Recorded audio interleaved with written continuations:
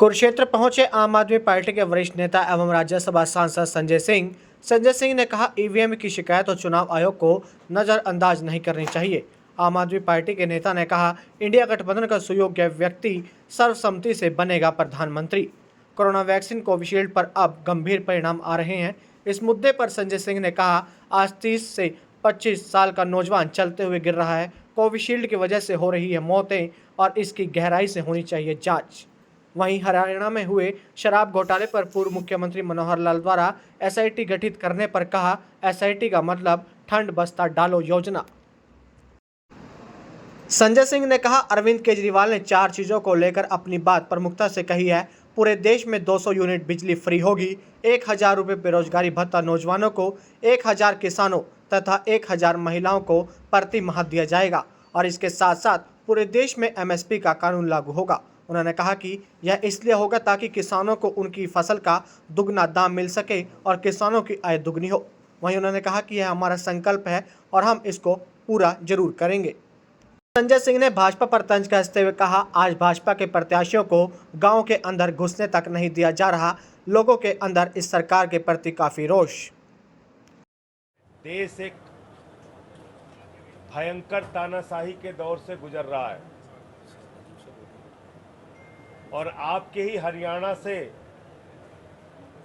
यहां का एक लाल निकला जिसने आईआईटी की पढ़ाई की, आईआरएस की नौकरी को लात मारकर देश सेवा का संकल्प लिया। दिल्ली की जनता ने उसको एक बार नहीं 3 बार मुख्यमंत्री बनाया। उस हरियाणा के लाल अरविंद केजरीवाल को 3 बार मुख्यमंत्री बनाया दिल्ली के लोगों ने। क्रिकेट के ग्राउंड, हॉकी के ग्राउंड बने हुए, मोहल्ला क्लिनिक का मॉडल दिया उस व्यक्ति ने, फरिश्ते स्कीम लेके आए, बुजुर्गों की तीर्थ यात्रा कराई, माताओं बहनों के लिए बस की यात्रा फ्री की, 1000 रुपए महीने आर्थिक सहायता की योजना लेके आए। इतना ही नहीं, बिजली फ्री और पानी फ्री का सपना देश के पहले मुख्यमंत्री हैं अरविंद केजरीवाल जी, जिन्होंने सच करके दिखाया, लोगों के लिए काम कर दिया। आपने पकड़ के उनको जेल में डाल दिया। 3 बार के मुख्यमंत्री को पकड़ के जेल में डाल दिया। ये तानाशाही नहीं तो और क्या है। आज पूरे देश के लोगों में इस बात को लेकर गुस्सा है कि जो व्यक्ति शिक्षा, स्वास्थ्य, बिजली, पानी पे काम कर रहा था, उसको प्रधानमंत्री जी ने पकड़ के जेल में डाल दिया, बीजेपी ने पकड़ के जेल में डाल दिया। अभी राजस्थान का चुनाव हुआ, व्यापारी समाज के लोगों ने संकल्प लेकर कहा कि हमारे समाज का एक ही व्यक्ति था जो मुख्यमंत्री थे दिल्ली के, उनको भी पकड़ के जेल में डाला। लोग या तो वोट डालने नहीं गए और गए डालने तो इंडिया गठबंधन को वोट दिया। आज सुशील गुप्ता जी के पक्ष में कुरुक्षेत्र के अंदर जाति धर्म की सारी बाधाएं टूट गई हैं। हर वर्ग के लोग इनको वोट कर रहे हैं और उसकी प्रमुख वजह यह है कि जिस पार्टी की ये नुमाइंदगी कर रहे हैं, आम आदमी पार्टी, इनके परिवार के मुखिया को, हमारे परिवार के मुखिया को तानाशाह सरकार ने जेल में डाला है और पूरे देश में एक ही बात चल रही है, जेल का जवाब वोट से देंगे। लोकतंत्र में सबसे बड़ी ताकत कुरुक्षेत्र के लोगों, आपके पास वोट की ताकत है। और कुरुक्षेत्र तो वैसे भी धर्म युद्ध में कृष्ण के साथ खड़ा रहा, पांडवों के साथ खड़ा रहा, न्याय के साथ खड़ा रहा, अधर्म के खिलाफ धर्म के साथ खड़ा रहा। आज धर्म की लड़ाई के साथ केजरीवाल जी हैं, आम आदमी पार्टी है, सुशील गुप्ता जी हैं। मैं निवेदन और विनती करने के लिए आया हूं कि इनको यहां से जिताइए। दूसरी सबसे बड़ी बात, हमारे 750 किसानों ने अपनी शहादत दी, जिसमें पंजाब के किसान, हरियाणा के किसान, पश्चिमी उत्तर प्रदेश के किसान, राजस्थान के किसान, यहां तक कि तमिलनाडु, गुजरात, दूसरे राज्यों के भी किसानों ने, बिहार के किसानों ने अपनी शहादत दी। क्यों दी? एक काला कानून लेके आए और सुशील गुप्ता जी उस समय हमारे साथ थे।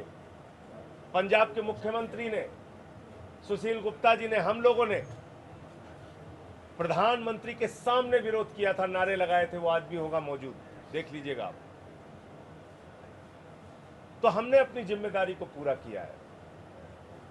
आज उन 750 किसानों की शहादत का बदला हरियाणा के लोगों को लेना है, इंडिया के गठबंधन को जिताना है। हरियाणा के बेटियों को घसीट घसीट के मारा गया, जो हमारा राष्ट्रीय स्वाभिमान है। तो आज हरियाणा के लोगों से मैं अपील करने के लिए आया हूं, बदला लेना अपने वोट की ताकत से। आपके एक बेटे को जेल में डाला गया है, इसलिए बदला लेना अपने वोट की ताकत से। 750 किसानों की शहादत हुई है, इसलिए बदला लेना अपने वोट की ताकत से। आपकी बेटियों को दिल्ली की सड़कों पर घसीट घसीट के मारा गया है, उनको न्याय नहीं दिया गया, इसलिए बदला लेना अपने वोट की ताकत से। महंगाई के सवाल पर, बेरोजगारी के सवाल पर, अग्निवीर के सवाल पर, हरियाणा को बचाने के सवाल पर। और मैं फिर दोहरा रहा हूं, इंडिया गठबंधन 300 से ज़्यादा सीटें जीतने जा रही है और मोदी जी के नेतृत्व में बीजेपी चुनाव बुरी तरीके से हारने पड़ी। आप बताइए, 30 साल, 32 साल, 25 साल का नौजवान चल रहा है, रास्ते में गिर जाता है, खत्म हो जाता है। डांस कर रहा है, शादी में खत्म हो जाता है। एक्सरसाइज कर रहा है, खत्म हो जाता है। ये एक घटना नहीं, अनेक घटनाएं हुई ना पूरे देश भर में। मैं समझता हूं उनके परिवार में हुई मौत का मुआवजा उन कंपनियों से वसूला जाना चाहिए और उनके परिवार की जितनी भी लायबिलिटी है, जितना भी खर्चा है, वो कंपनियों के ऊपर उसकी जिम्मेदारी होनी चाहिए। और दूसरी बात, ये आपराधिक कृत्य है, इसकी गहराई से जांच होनी चाहिए कि कौन से लोग इसके पीछे शामिल हैं और उनके विरुद्ध हत्या का मुकदमा दर्ज करके कंपनी के मालिकों के खिलाफ और जिम्मेदार लोगों के खिलाफ कार्रवाई होनी चाहिए। और अभी नामांकन के दिन भी जो कांग्रेस पार्टी के पूर्व मुख्यमंत्री हैं और उनके अध्यक्ष दोनों सुशील गुप्ता जी के साथ रहेंगे। मैं आपको दावे के साथ कह सकता हूं, सर्वसम्मति से इंडिया गठबंधन का प्रधानमंत्री बनेगा, उसमें कोई समस्या नहीं आएगी। लेकिन जो भी प्रधानमंत्री बनेगा वो ना तो नाली के गैस से चाय बनवाएगा और ना ही कोरोना ताली बजा के और थाली बजा के ठीक करेगा। मैं इतना आपको विश्वास दिलाता हूं, एक सुयोग्य व्यक्ति भारत का प्रधानमंत्री बनेगा। देखिए, शराब घोटाला उस राज्य में हुआ जहां 27 साल से शराबबंदी है, गुजरात, और 100 लोगों की जान चली गई। जिस राज्य में शराबबंदी है वहां नकली शराब से 100 लोगों की जान गई। मैंने पार्लियामेंट में सवाल उठाया था, मुझे सस्पेंड करके बाहर कर दिया। आपका राज्य भी है जहां पे एक बार शराबबंदी हुई थी और अब इन्होंने सारे कीर्तिमान पार कर दिए।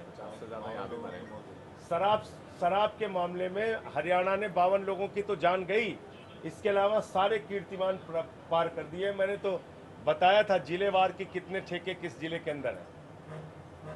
शराब घोटाला दिल्ली में आपने देखा ही होगा, 60 करोड़ रुपए किंगपिन, जिसको ईडी ने बताया, हमने नहीं। शरद रेड्डी को कहा किंगपिन है, मुख्य घोटालेबाज है, उससे 60 करोड़ का खुला चंदा बीजेपी ने लिया है, रिश्वत ली है। तो अगर मुख्यमंत्री जी कह रहे हैं जांच कराएंगे तो कार्रवाई करके दिखाएं, सारी ताकत इनके पास है। डबल इंजन की सरकार है यहाँ। तो देखिए, एसआईटी जो है वो एक ठंडा बस्ता योजना है। किसी भी मामले को अगर ठंडे बस्ते में डालना हो तो आप उसकी एसआईटी बना दीजिए। यही काम उत्तर प्रदेश में होता है, यही काम केंद्र की सरकार करती है और यही काम हरियाणा में हो रहा है। भाई, आपको कार्रवाई करनी है, त्वरित कार्रवाई कीजिए, पता चलेगा।